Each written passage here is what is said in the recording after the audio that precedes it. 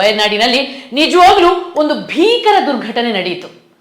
ನಿನ್ನೆ ಹಸಿರಾಗಿದ್ದಂಥ ಭೂಪ್ರದೇಶ ಇವತ್ತು ಕೆಂಪು ಕೆಂಪಾಗ್ಬಿಟ್ಟಿದೆ, ಕೆಸರಿನ ಕೋಡಿಯಾಗಿ ಹರಿದು ಹೋಗ್ಬಿಟ್ಟಿದೆ. ಅದರ ಅಡಿಯಲ್ಲಿ ನೂರಾರು ಜನ ಸಿಲುಕಿದ್ರು. ಒಂದು ಕಾಪಾಡಿ ಅಂತ ಹೇಳೋಕ್ಕೂ ಕೂಡ ಅವಳಿಗೆ ಸಮಯ ಇರಲಿಲ್ಲ. ಅಂದ್ರೆ ಭೂತಾಯಿ ಅಷ್ಟೊಂದು ಆಕ್ರೋಶಿತಳಾಗ್ಬಿಟ್ಟಿದ್ಲು. ಅವಳು ಒಂದು ಸಲ ಮೈ ಕೊಡವಿ ಬಿಟ್ಲು. ಆಕೆಯ ಒಂದೇ ಒಂದು ಸಲದ ಮೈ ಕೊಡವಿದ್ದಕ್ಕೆ ಇಷ್ಟೊಂದು ದೊಡ್ಡ ಆಘಾತ ಆಯಿತು ಅಂತಂದ್ರೆ ಆಕೆ ನಿಜವಾಗ್ಲೂ ಕೂಡ ತುಂಬಾನೇ ಆಕ್ರೋಶಿತಳಾಗಿದ್ರೆ ಭೂಪ್ರದೇಶ ನಮ್ದು ಉಳಿಯುತ್ತಾ? ಇದು ವಯನಾಡಲ್ಲಿ ಮೊದಲ ಎಚ್ಚರಿಕೆ ಕೊಟ್ಟಿದ್ದಲ್ಲ ಪರಿಸರ, ಪದೇ ಪದೇ ಪದೇ ಪದೇ ಕೊಡ್ತಾ ಇದ್ದಾಳೆ. ಮಳೆಗಾಲದಲ್ಲಿ ಪ್ರತಿ ಬಾರಿ ಒಂದೊಂದು ತುಂಡು ಭೂಪ್ರದೇಶವನ್ನ ಕುಸಿತ ಮಾಡಿ ಅವಳು ಎಚ್ಚರಿಕೆ ಕೊಡ್ತಾನೆ ಇದ್ದಾಳೆ. ಆದ್ರೆ ನಾವು ಮನುಷ್ಯರು ನಮ್ಮ ಸ್ವಾರ್ಥಕ್ಕೆ ಎಲ್ಲೇ ಇಲ್ಲ, ಮಿತಿಯೇ ಇಲ್ಲ. ನಾವು ಆಕೆಯ ಮೇಲೆ ಮತ್ತೆ ಅತ್ಯಾಚಾರ ಮಾಡ್ತಿದ್ದೀವಿ. ಆಕೆಯ ಹಸಿರಿನ ಬಟ್ಟೆಗೆ ನೇರವಾಗಿ ಕೈ ಹಾಕಿ ಆಕೆನ ಬೆತ್ತಲುಗೊಳಿಸಿದ್ವಿ. ಆಕೆ ಸುಮ್ಮನಿರ್ತಾಳ? ಖಂಡಿತ ಸುಮ್ಮನಿರಲ್ಲ. ಇದು ವಯನಾಡಿನ ಜನರಿಗೆ ಕೊಟ್ಟ ದೊಡ್ಡ ಎಚ್ಚರಿಕೆ ಮಾತ್ರ ಅಲ್ಲ, ಇಡೀ ಪಶ್ಚಿಮ ಘಟ್ಟದಲ್ಲಿ ವಾಸಿಸುತ್ತಿರುವ ಪ್ರತಿಯೊಬ್ಬ ನಿವಾಸಿಗೂ ಕೊಟ್ಟ ಎಚ್ಚರಿಕೆ ಅಂತಲೇ ನಾವು ತಿಳ್ಕೋಬೇಕು. ಸ್ನೇಹಿತರೆ, ಇವತ್ತು ವಯನಾಡು, ನಾಳೆ ಕರ್ನಾಟಕ. ಯಾಕಂದ್ರೆ ಕರ್ನಾಟಕದಲ್ಲಿ ಈಗಾಗಲೇ ಭೂಕುಸಿತ ಆರಂಭ ಆಗಿದೆ, ಅಲ್ಲಲ್ಲಿ ಭೂಕುಸಿತ ಆಗ್ತಾ ಇದೆ. ಆದ್ರೆ ಅದನ್ನ ತೋರಿಸುವಂತ ಶಕ್ತಿ ನಮ್ಗೆ ಇಲ್ಲ. ಯಾಕಂದ್ರೆ ನಾವು ಆ ನೈತಿಕತೆಯನ್ನ ಕಳ್ಕೊಂಡು ಬಿಟ್ಟಿದೀವಿ. ಕಸ್ತೂರಿ ರಂಗನ್ ಅವರು ವರದಿ ಕೊಟ್ಟು ಆವಾಗಲೇ ಹೇಳ್ಬಿಟ್ಟಿದ್ರು, ಅವರು ಅತ್ಯಂತ ಸ್ಪಷ್ಟವಾಗಿ ನಿಖರವಾಗಿ ವರದಿ ಕೊಟ್ಟಿದ್ರು. ಪಶ್ಚಿಮ ಘಟ್ಟದಲ್ಲಿ ಯಾವುದೇ ರೀತಿಯ ಚಟುವಟಿಕೆಗಳನ್ನ ಮಾಡಬೇಡಿ. ಅದು ಗಣಿಗಾರಿಕೆ ಆಗಲಿ, ಅದು ಎಸ್ಟೇಟ್ ಆಗಲಿ, ಅಥವಾ ರಸ್ತೆಯದ್ದಾಗಲಿ, ಅಥವಾ ಜಲಾಶಯಗಳದ್ದು ಯಾವುದೇ ಚಟುವಟಿಕೆಯನ್ನು ಮಾಡಬೇಡಿ ಅಂತ ಅವ್ರು ಸ್ಪಷ್ಟವಾಗಿ ಎಚ್ಚರಿಕೆ ಕೊಟ್ಟಿದ್ರು. ಕಸ್ತೂರಿ ರಂಗನ್ ವರದಿಯಂತೂ ನಿಜವಾಗ್ಲೂ ಅವರ ವರದಿಯ ಅನುಷ್ಠಾನ ಆಗಿದ್ರೆ ಪಶ್ಚಿಮ ಘಟ್ಟದಲ್ಲಿ ಯಾವ ರೀತಿಯ ತೊಂದರೆನೂ ಆಗ್ತಿರ್ಲಿಲ್ಲ. ಆದರೆ ಮತ್ತೆ ಅಲ್ಲಿ ಎಲ್ಲೋ ಒಂದು ಸ್ವಲ್ಪ ರಾಜಕೀಯ ಮಾಡಿ ಇನ್ನೊಂದು ಸಮಿತಿಯನ್ನು ರಚಿಸಿ ಮಾಧವ ಗಾಡ್ಗೀಳ್ ಅವರ ವರದಿಯನ್ನು ಕೊಡಿಸಿದ್ರು. ಅದರಲ್ಲೂ ಕೂಡ ಕಸ್ತೂರಿ ರಂಗನ್ ಅವರ ವರದಿಯನ್ನು ಪಾಲಿಸಿದ್ರೆ ನಿಜವಾಗ್ಲೂ ಕೂಡ ನಾವು ಪಶ್ಚಿಮ ಘಟ್ಟಕ್ಕೆ ಒಂದು ಇಂಚೂ ಕೂಡ ತೊಂದರೆ ಆಗದಾಗ ರೀತಿಯಲ್ಲಿ ರಕ್ಷಿಸಬಹುದಿತ್ತು. ಅದು ನಿಮ್ಗೆ ಗೊತ್ತಲ್ಲ, ರಾಜಕೀಯ. ಆ ರಾಜಕೀಯ ಅಂದ್ರೆ ಏನು? ಭೂ ಮಾಫಿಯಾ, ಎಸ್ಟೇಟ್ ಮಾಫಿಯಾ, ಇವೆಲ್ಲ ಅರಣ್ಯ ಮಾಫಿಯಾ, ಇವೆಲ್ಲ ಸೇರ್ಕೊಂಡಿರೋ ಸಮ್ಮಿಲನವೇ ರಾಜಕಾರಣ ಅಂತ ಹೇಳ್ಬೋದು. ಅವ್ರಿಗೆ ಅದು ಸರಿ ಅನ್ಸ್ಲಿಲ್ಲ. ಯಾಕಂದ್ರೆ ಕಸ್ತೂರಿ ರಂಗನ್ ವರದಿ ಜಾರಿ ಆಗ್ಬಿಟ್ರೆ ಅಲ್ಲೊಂದು ಮರ ಕಡಿಯೋಕ್ಕೂ ಸಾಧ್ಯ ಇಲ್ಲ ಇಲ್ಲಿ ಪಶ್ಚಿಮ ಘಟ್ಟದಲ್ಲಿ. ಯಾಕಂದ್ರೆ ಅದು ಅತ್ಯಂತ ಪರಿಸರ ಸೂಕ್ಷ್ಮ ಪ್ರದೇಶ ಅಂತ ಅವ್ರು ಹೇಳಿದ್ರು. ಅದಕ್ಕೋಸ್ಕರ ಮಾಧವ ಗಾಡ್ಗೀಳ್ ವರದಿಯನ್ನು ತಯಾರು ಮಾಡಿಸಿದ್ರು. ಅವರೂ ಕೂಡ ಅವರ ವರದಿಯೂ ಕೂಡ ಯಥಾವತ್ತಾಗಿ ಜಾರಿಗೆ ಆದ್ರೆ ಇವತ್ತು ಏನು ನಾವು ಕಣ್ಣು ಮುಂದೆ ಈ ಭೀಕರ ದುರಂತವನ್ನ ನೋಡ್ತೀವಲ್ಲ, ಅದು ಖಂಡಿತ ಆಗ್ತಿರ್ಲಿಲ್ಲ.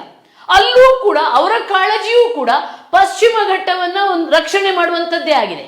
ಆದ್ರೆ ಅದನ್ನೂ ಕೂಡ ನಾವು ನೇರವಾಗಿ ತಿರಸ್ಕರಿಸ್ತಿದ್ವಿ. ಮಾಡಲ್ಲ, ಏನ್ ಮಾಡ್ತೀರಾ ಅನ್ನುವಂಥ ಅಹಂಕಾರ, ದುರಹಂಕಾರವನ್ನ ನಾವು ತೋರಿಸ್ತಾ ಇದ್ದೀವಿ. ನಿಮ್ಮ ದುರಹಂಕಾರವನ್ನ ಮುರಿಯೋಕೆ ಪ್ರಕೃತಿ ಮಾತೆಗೆ ಏನು ಕಷ್ಟ ಅಂತ ತಿಳ್ಕೊಂಡಿದ್ದೀರಾ? ಯಾಕೆ ನೀವು ದುರಹಂಕಾರ ಮಾಡ್ತಾ ಇದ್ದೀರಾ? ಯಾಕಂದ್ರೆ ನಿಮ್ಗೆ ಗಣಿಗಾರಿಕೆ ಮಾಡಬೇಕು. ಪಶ್ಚಿಮ ಘಟ್ಟದ ಭೂಗರ್ಭದೊಳಗೆ ಇರುವಂತ ಅತ್ಯಮೂಲ್ಯ ಖನಿಜವನ್ನ ನೀವು ತೆಗಿಬೇಕು, ನೀವು ಆನಂದಿಸ್ಬೇಕು, ನೀವು ಶ್ರೀಮಂತರಾಗಬೇಕು, ನೀವು ವಿದೇಶದಲ್ಲಿ ಹೋಗಿ ನೆಲೆಸಬೇಕು. ಅದಕ್ಕೋಸ್ಕರ ನಿಮ್ಗೆ ಪಶ್ಚಿಮ ಘಟ್ಟದಲ್ಲಿ ಮಾಧವ ಗಾಡ್ಗೀಳಾಗ್ಲಿ, ಕಸ್ತೂರಿ ರಂಗನ್ ವರದಿ ಜಾರಿಗೆ ಆಗಬಾರ್ದು. ಅಷ್ಟು ಮಾತ್ರ ಅಲ್ಲ, ಅರಣ್ಯ ಸಂಪತ್ತನ್ನ ಲೂಟಿ ಮಾಡಬೇಕು. ನಿಮ್ಗೆ ಅಲ್ಲಿರುವಂತ ಭೂ ಪ್ರದೇಶವನ್ನ ಸಮತಟ್ಟು ಮಾಡಿ ಎಸ್ಟೇಟ್ಗಳನ್ನ ಮಾಡಬೇಕು. ನಿಮ್ಗೆ ಬೇಕಾದ ಹಾಗೆ ರಿಸಾರ್ಟ್ ಕಟ್ಟಬೇಕು. ಅಲ್ಲಿ ಬಂದು ಏನು ಹೆಲಿಕಾಪ್ಟರ್ ಹೆಲಿಪ್ಯಾಡ್ಗಳನ್ನ ರಚಿಸಬೇಕು. ಅಲ್ಲಿ ನೀವು ಮೋಜು ಮಸ್ತಿ ಮಾಡಬೇಕು. ಬೇಕಾದ ಹಾಗೆ ಪ್ರಕೃತಿ ಮಾತೆಯನ್ನ ನೀವು ಅನುಭವಿಸಬೇಕು. ಈ ಕಾರಣಕ್ಕೋಸ್ಕರ ನಿಮ್ಗೆ ವರದಿ ಜಾರಿ ಆಗಬಾರ್ದು ಅಲ್ವಾ? ಅದೇ ಆಗ್ತಿರೋದು ಈಗಲೂ ಕೂಡ. ಅಷ್ಟು ಮಾತ್ರ ಅಲ್ಲ, ನಮಗೆ ಏನೇ ನೀರಿನ ಸಮಸ್ಯೆ ಬಂದಾಗ ಪಶ್ಚಿಮ ಘಟ್ಟದ ನೆನಪಾಗೋದು. ಆದ್ರೆ ನಿಮ್ಗೆ ಗೊತ್ತಿಲ್ಲ, ನೀವು ಹಾಲು ಕರೆಯುವ ಕೆಚ್ಚಲಿಗೆ ಕೈ ಹಾಕ್ತಿದ್ದೀರಿ ಅಂತ. ಪಶ್ಚಿಮ ಘಟ್ಟ, ಅಲ್ಲಿ ಮಳೆ ಬಂದ್ರೆ, ಅಲ್ಲಿ ಹಸಿರಿದ್ರೆ ಮಳೆ ಬರುತ್ತೆ, ಮಳೆ ಬಂದ್ರೆ ಇಲ್ಲಿ ನದಿಗಳಲ್ಲಿ ನೀರು ತುಂಬುತ್ತೆ ಅನ್ನುವಂಥದ್ದು ನಿಮ್ಗೆ ಗೊತ್ತಿಲ್ಲ. ಆದ್ರೆ ಪಶ್ಚಿಮ ಘಟ್ಟದೊಳಗೆ ಹೋಗಿ ಎತ್ತಿನ ಹೊಳೆ, ಆ ಏನು ಸಣ್ಣ ಕಿರು ನೀರಾವರಿ ಜಲಾಶಯಗಳನ್ನೆಲ್ಲ ನಿರ್ಮಿಸಕ್ಕೆ ಹೊರಟು ಅಲ್ಲಿಂದಲೇ ನೀರು ಎತ್ತುತ್ತೀವಿ ನಾವು.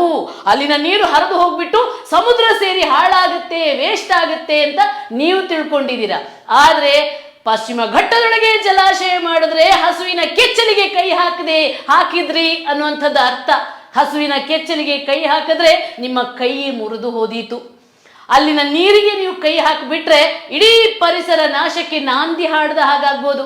ಈಗ ಹೋಗಿ ನೋಡಿ, ಎತ್ತಿನಹೊಳೆಯಲ್ಲಿ ವರ್ಷ ನಿಮ್ಮ ಬಜೆಟ್ ಅಲ್ಲಿ 1000 ಕೋಟಿ ನೀವು ಇಟ್ಬಿಡ್ತಿದ್ದೀರಲ್ಲ, ಅದು ಯಾವ ಪಕ್ಷ ಭೇದ ಇಲ್ಲದೆ ಬಿಜೆಪಿ ಬಂದ್ರೆ ಬಿಜೆಪಿ, ಕಾಂಗ್ರೆಸ್ ಬಂದ್ರೆ ಕಾಂಗ್ರೆಸ್, ಜೆಡಿಎಸ್ ಬಂದ್ರೆ ಜೆಡಿಎಸ್, ಆದ್ರೆ ಎತ್ತಿನಹೊಳೆಗೆ ಯಾವ ತೊಂದರೆನೂ ಇಲ್ಲದ ರೀತಿಯಲ್ಲಿ ನೀವು ಆ ಯೋಜನೆಯನ್ನು ನಡೆಸ್ತಿದ್ದೀರಲ್ಲ, ಹೋಗಿ ನೋಡಿ.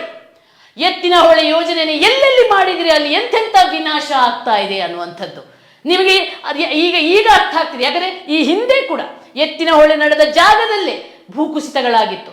ನೀವು ಯೋಜನೆ ಮಾಡೋಕ್ಕೆ ಒಂದು 4 ಇಂಜಿನಿಯರ್ಗಳನ್ನ ಕಳಿಸಿ ಮಾಡ್ಬೋದು, ಆದ್ರೆ ಆ ಯೋಜನೆಯಿಂದ ಆಗುವಂತ ತೊಂದರೆ ಯಾರಿಗಂದ್ರೆ ಸ್ಥಳೀಯರಿಗೆ.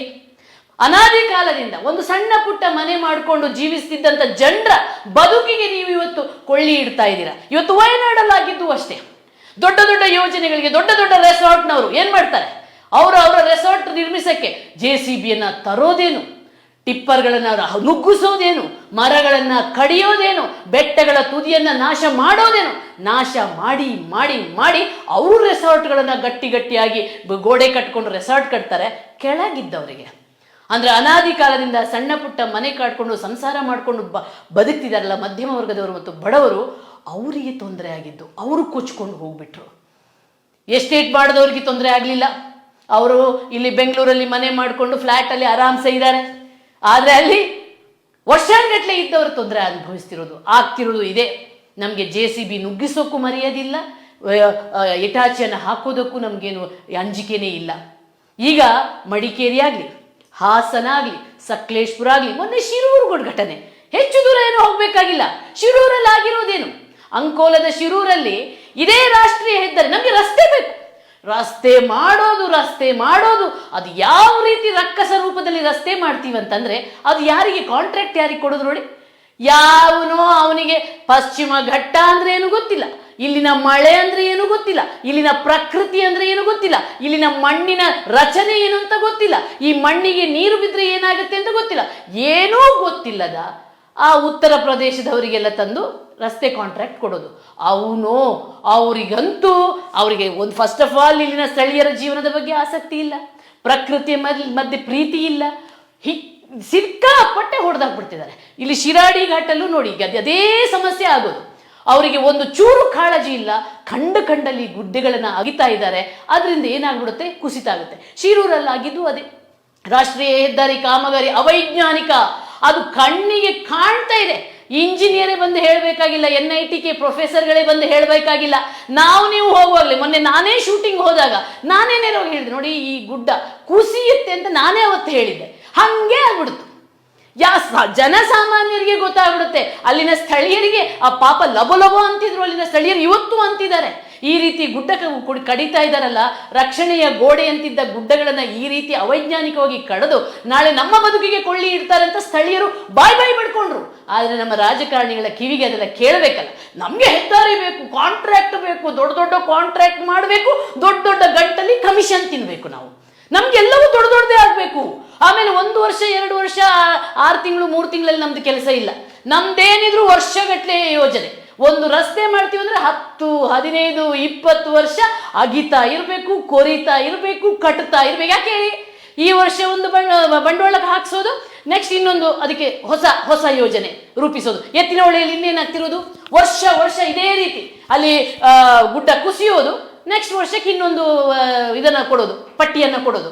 ಅದು ಹಾಗಾಯ್ತು, ಇದು ಹೀಗಾಯ್ತು ಅಂತ ಮತ್ತೆ 16,000 ಕೋಟಿ, 20,000 ಕೋಟಿ, ಈ ರೀತಿ ಕೋಟಿ ಸಾವಿರ ಲೆಕ್ಕದಲ್ಲಿ ಇವರಿಗೆ ಬರಬೇಕು. ಅದಕ್ಕೆ ದೊಡ್ಡ ಯೋಜನೆಗಳು, ಹೆಚ್ಚು ವರ್ಷ ಕಳೆಯೋದು. ಭೂಮಿ ತಾಯಿ ಸಹಿಸಕ್ಕಾಗತ್ತಾ ಇದನ್ನೆಲ್ಲ ಮಾಡಕ್ಕೆ?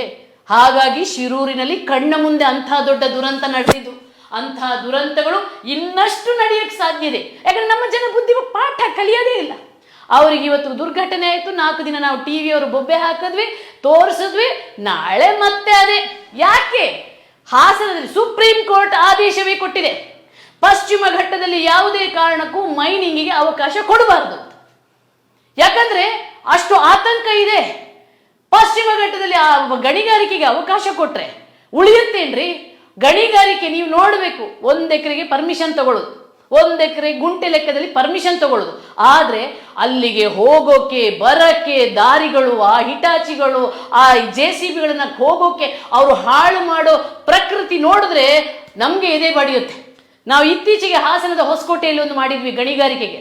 DC ಹಾಸನದ DC ಅಲ್ಲರಿ, ಜಿಲ್ಲಾಧಿಕಾರಿಗಳಂದ್ರೆ ಜಿಲ್ಲೆಯನ್ನ ಉಳಿಸುವವರಾಗಿರ್ಬೇಕು, ಜಿಲ್ಲೆಯನ್ನ ಬೆಳೆಸುವವರಾಗಿರ್ಬೇಕು. ಅವರಿಗೆ ಆ ಜಿಲ್ಲೆಯ ರಕ್ಷಣೆಯ ಬಗ್ಗೆ ಕಾಳಜಿ ಇರಬೇಕು, ಪ್ರಕೃತಿಯ ಬಗ್ಗೆ ಕಾಳಜಿ ಇರಬೇಕು. ಆಕೆ ತಾಯಿಯ ಸ್ಥಾನದಲ್ಲಿ ನಿಂತ್ಕೊಂಡು, ಅಥವಾ ಯಾರೇ ಆಗಲಿ ಜಿಲ್ಲಾಧಿಕಾರಿ ತಂದೆಯ ಸ್ಥಾನದಲ್ಲಿ ನಿಂತ್ಕೊಂಡು ಆ ಜಿಲ್ಲೆಯನ್ನ ಕಾಪಾಡಬೇಕು.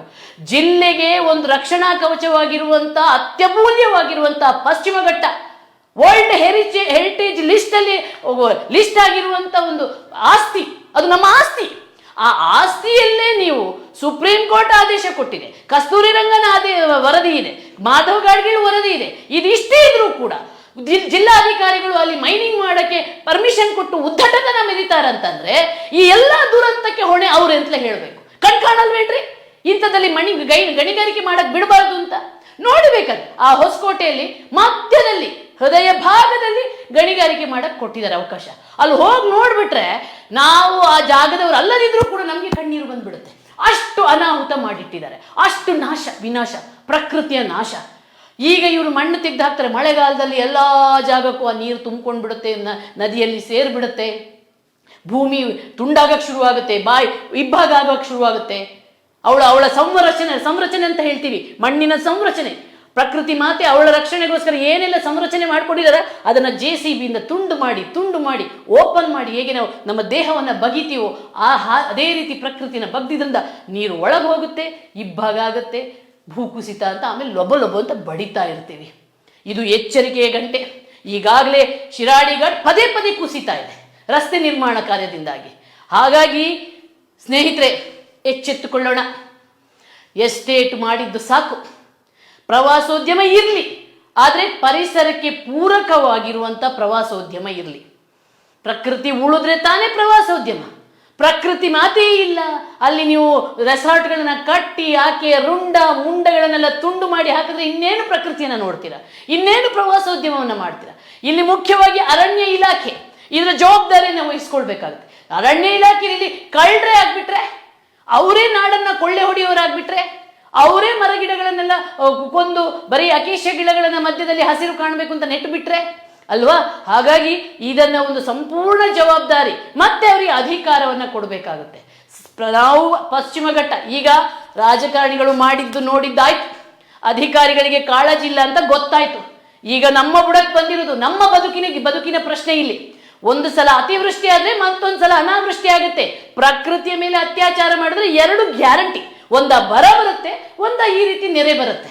ಹಾಗಾಗಿ ಎರಡಕ್ಕೂ ನಾವು ಅವಕಾಶ ಮಾಡಿಕೊಡ್ಬಾರ್ದು, ಎರಡೂ ಆಗುತ್ತೆ. ಹಾಗಾಗಿ ನಾವು ಈಗ ಅರಣ್ಯ ಇಲಾಖೆಯವರಿಗೆ ಜವಾಬ್ದಾರಿ ಇಲ್ಲ, ಅವು ಬೇಜವಾಬ್ದಾರಿ ತರದಿಂದ ವರ್ತಿಸ್ತಿದ್ದಾರೆ.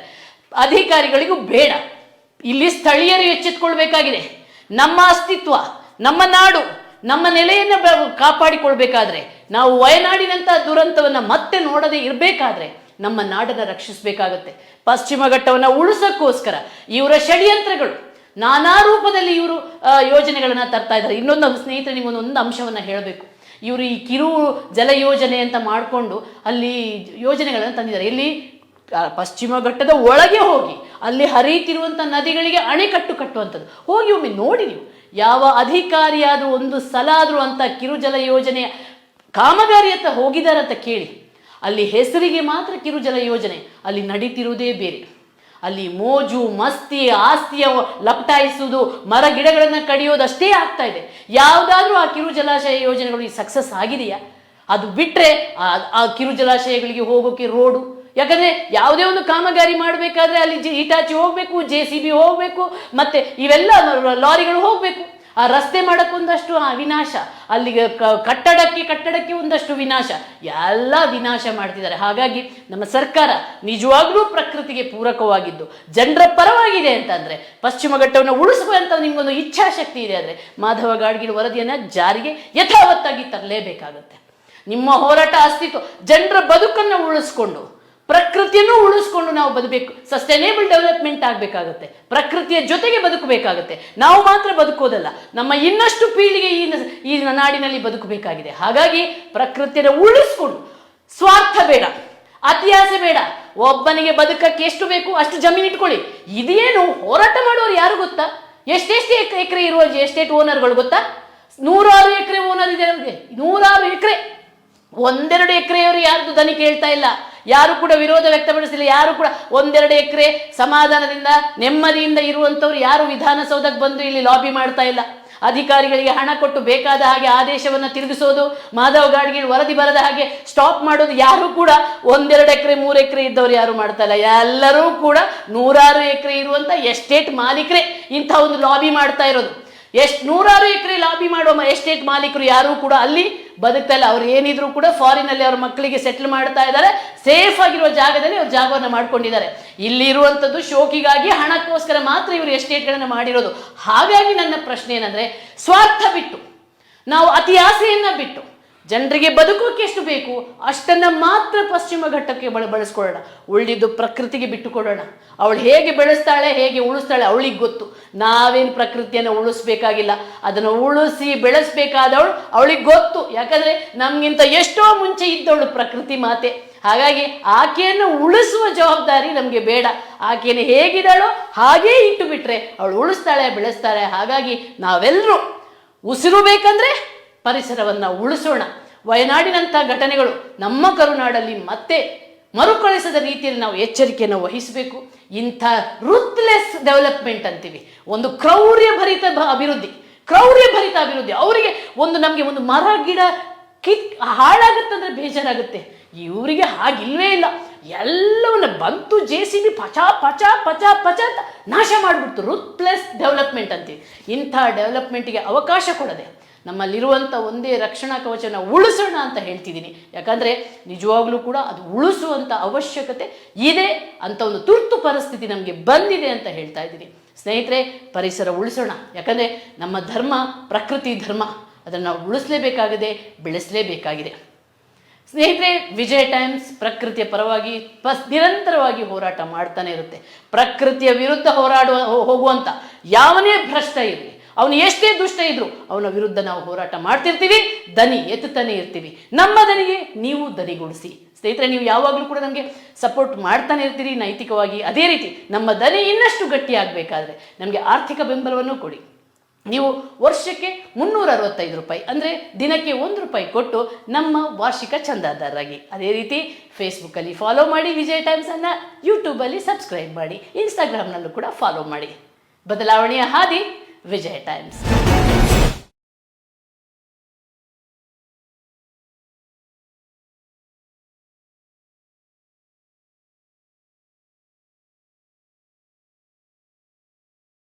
ನಿಮ್ಮ ನೆಚ್ಚಿನ ವಿಜಯ ಟೈಮ್ಸ್ ಆಪ್ ಇದೀಗ ಗೂಗಲ್ ಪ್ಲೇಸ್ಟೋರ್ನಲ್ಲೂ ಲಭ್ಯ. ಗೂಗಲ್ ಪ್ಲೇಸ್ಟೋರಿಗೆ ಹೋಗಿ ವಿಜಯ ಟೈಮ್ಸ್ ಆಪ್ ಅಂತ ಟೈಪ್ ಮಾಡಿ ಫ್ರೀಯಾಗಿ ಡೌನ್ಲೋಡ್ ಮಾಡಿಕೊಳ್ಳಿ. ನಿಮ್ಮ ನೆಚ್ಚಿನ ಎಲ್ಲ